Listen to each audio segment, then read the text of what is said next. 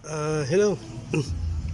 Magandang hapon may tanggap ulit tayong bagong welding inverter na power wheel tong brand 250 amperes. So, dinala to sa akin wala nang takip. Ito na yung itsura. Yan lang yung itsura niya. Tapos ang dami ng yan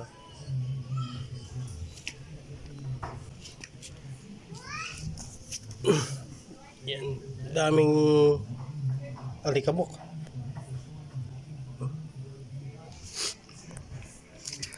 So, pasensya na, hindi ko na to i-testing kasi baka masyado na kasi maraming alikabok. Baka pagka sinaksak ko pa to, tinesting pa natin pagka may masira pang ibang pyesa. So, pasensya na, hindi ko na papaanda rin. So, na lang, to troubleshoot ko na lang to, lilinisin ko to, tapos babaklasin yung buong board ng welding, tsaka ito troubleshoot natin doon sa workbench ko. So, linis muna.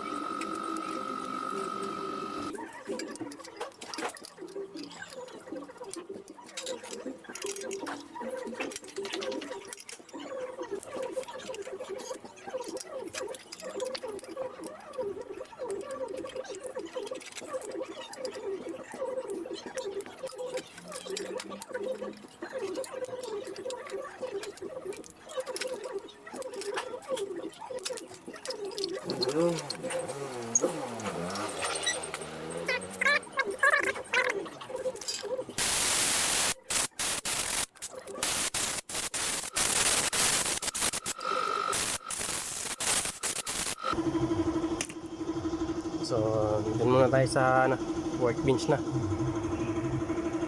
Nandito na yung board ng power wheel. So, nandito na sa workbench natin. So, kailangan ko munang matester yung mga piyesa kung may shorted ba o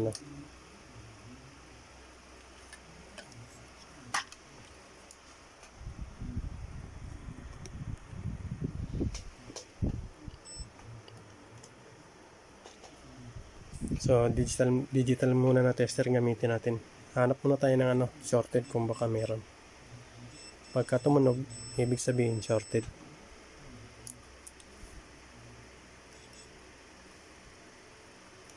B+.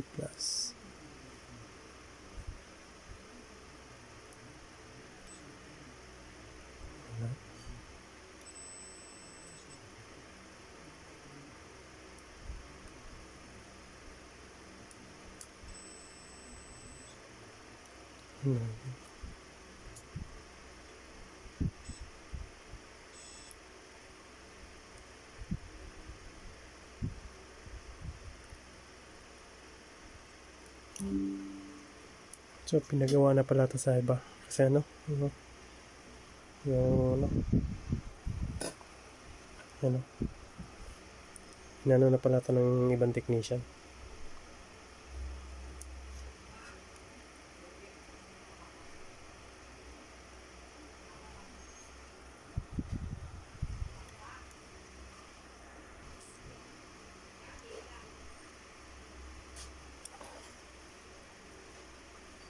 So dito tayo sa ano, sa output.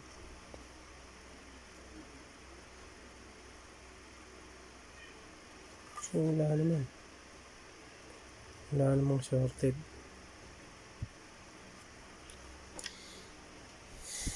So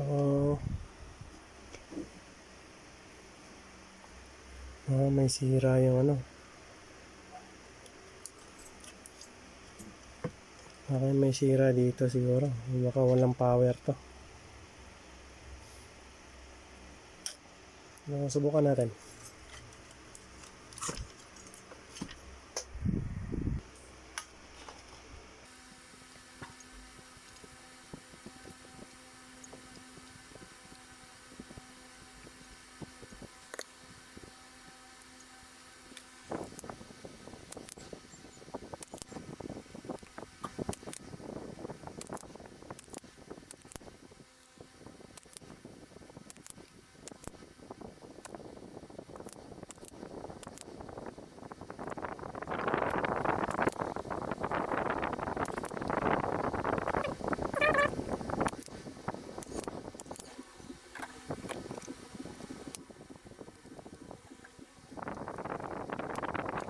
So, subukan muna natin ano, i-tester yung lahat ng paa nito kung may continuity o wala.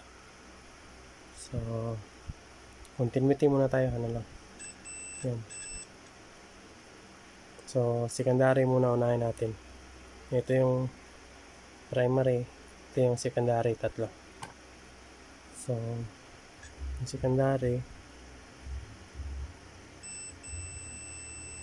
yun. Yun.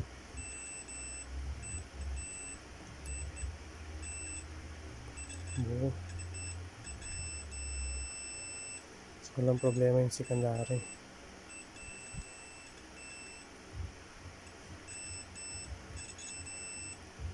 Primary tayo. So, unahin natin ito.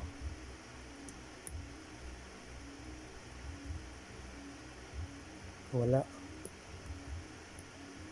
Dito. Meron. Pati yung naputol, meron din. Yung isa lang, ito. Wala. So, sira yung ano natin. Yung pulse transformer natin. So, para maayos yung welding natin, dalawa lang klaseng gawin natin. Marami namang klase, pero yung hindi kasi ako nagko-convert. Yung sa akin, balik original. Kung ano yung original, yun. Kung isang paraan na medyo matagal, bumili tayo nito. Yung number naman nito is ano, yan, makikita nyo yung number, 98 21 22 13. So yan yung number niya. Or pinaka ano natin, kasi kung bibili tayo medyo matagal. Dito sa amin wala kang mabilan nito. Kailangan order. So ang isang paraan, rewind. So doon tayo sa rewind.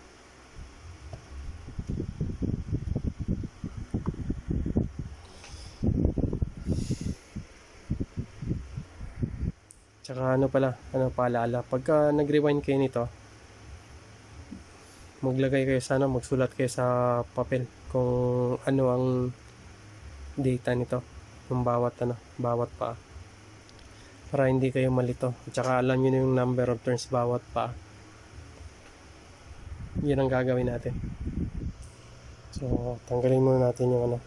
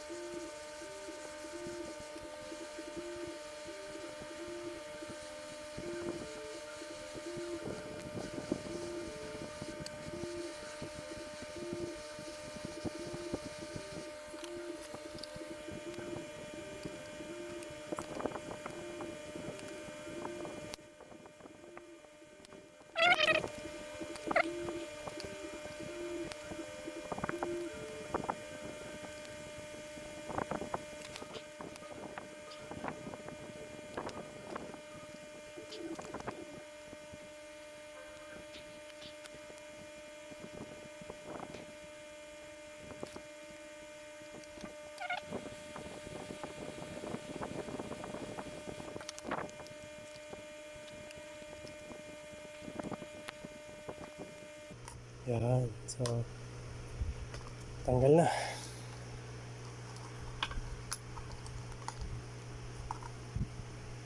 Ito yung secondary. Ito yung primary. O, kailangan nating i-rewind. Kuha na tayo ng ball pen at saka papel. So, gawa tayo ng data sheet. So, sa transformer na to, ano lang, ito lang gawin natin. Ito yung secondary.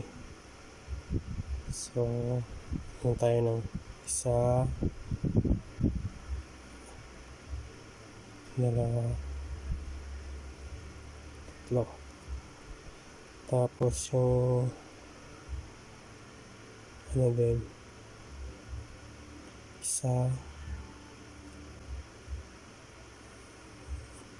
dalawa, tatlo, apat. So ito yung primary, ito yung secondary. So itong isa, dalawa, tatlo, apat, lima. So ito yung paano yun, 1, 2, 3, 4, 5. Tsaka yung tatlo din dito, secondary, 1, 2, 3. Ito din 1, 2, 3, 1, 2, 3. So ang pag data nyo ganito. Tapos pag nandito na ulit kayo sa baba, ganito din. So panay ganyan. So yung unang wire na, yung unang terminal na uunahin natin, kung ano yung huling pinagkabitan dito. So ang huling pinagkabitan dito ay itong dalawa. So unahin natin, ito yung lagay natin beginning tsaka end. Yan, so yan yung dalawa. So lagay tayo dito.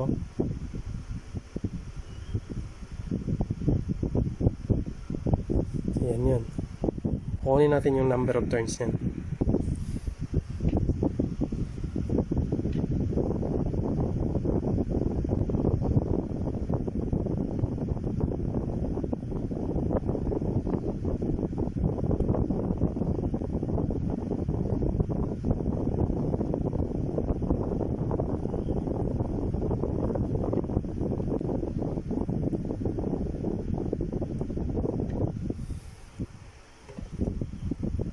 So, yan, natanggal na natin. So, kailangan huwag nyo ring walain. So, kuha tayo. So, ganyan yun. So, ito tayo. Tagal. So, 1,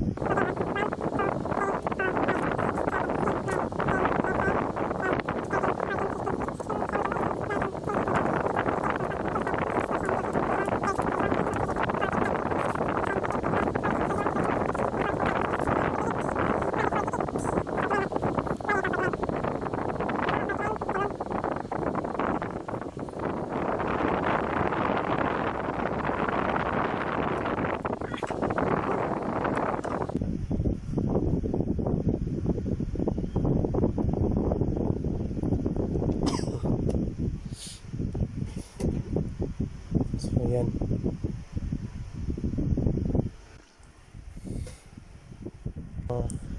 So dito naman tayo sa pangalawa. Tanggalin muna natin yung kulay yellow.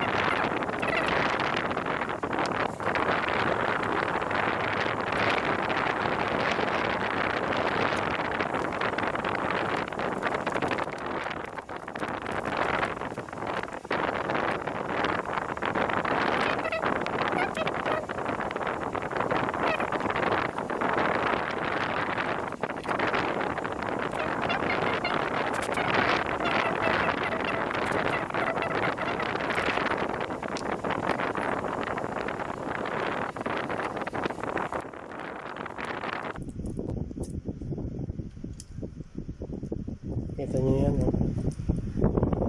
Yan yung ground. Yan yung dahilan. So it's either nasira rin yung ano, yung IC nun.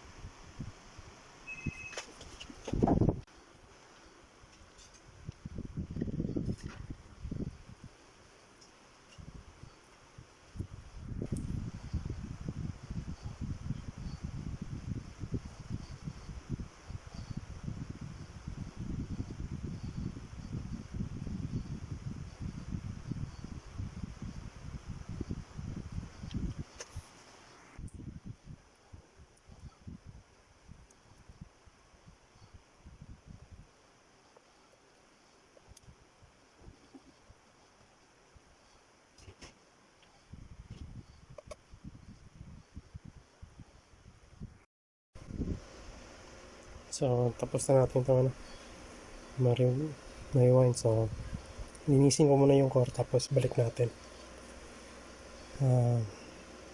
Tapos kabit natin pagkatapos. Tapos, tanggalin ulit natin, tsaka ilagay natin ng electrical varnish para kumapit na siya. Pagka okay na, pero pagka hindi, babaklasin din ulit natin to. So hopefully sana okay na.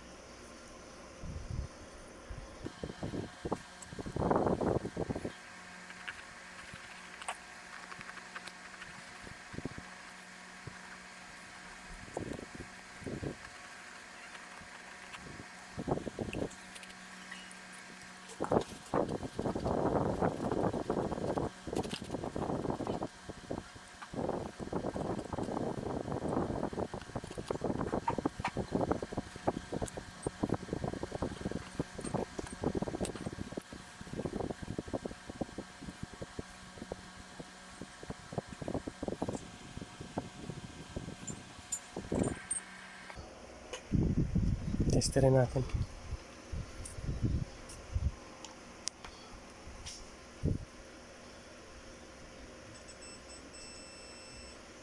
Ang buo na.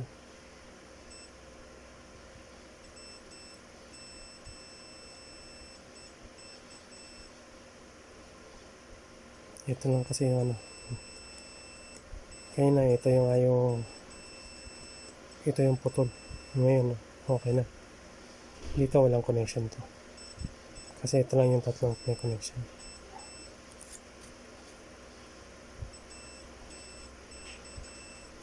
So, try natin yun kabit. So, ito na yung ano, board ng ano natin. Tingnan natin yung ano, kulay itim. So, dito sumabog yung ano. Dito nagkaroon ng spark sa dalawang pa. Sa ito at saka it's either ito dito o dito ito. Kasi yan ang sunod, kulay itim.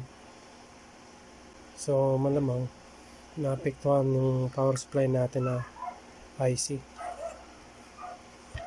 So, kailangan natin ano yan.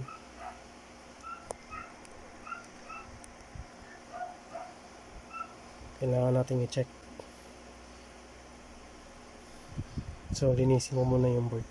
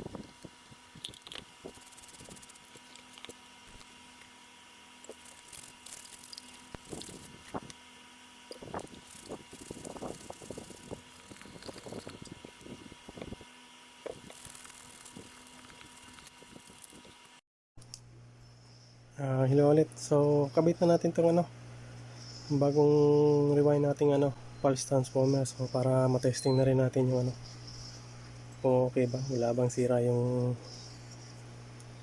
power IC.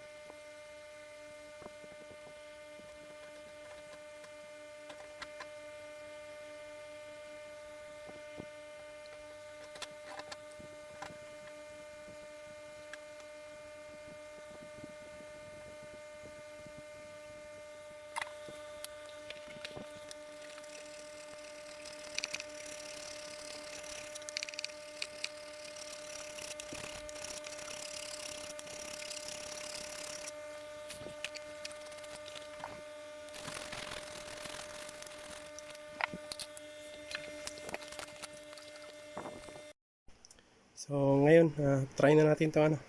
Panda rin yung ano natin, yung board na to.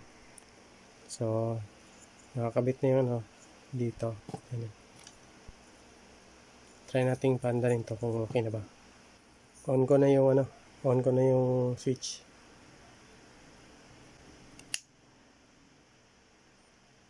Yun. Gumana. So, ilang ng voltahe niya? 46. Tanggalin natin yung tester. Yan, 46 volts. So, okay na.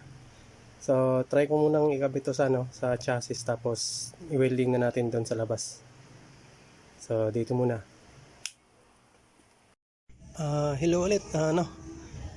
Subukan na natin tong i-welding tong bagong gawa nating welding inverter na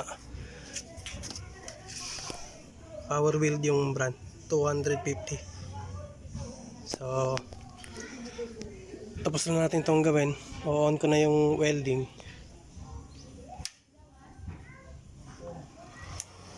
Welder na.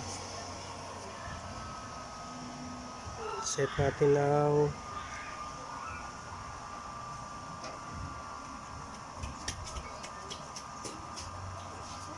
yan lang, 150.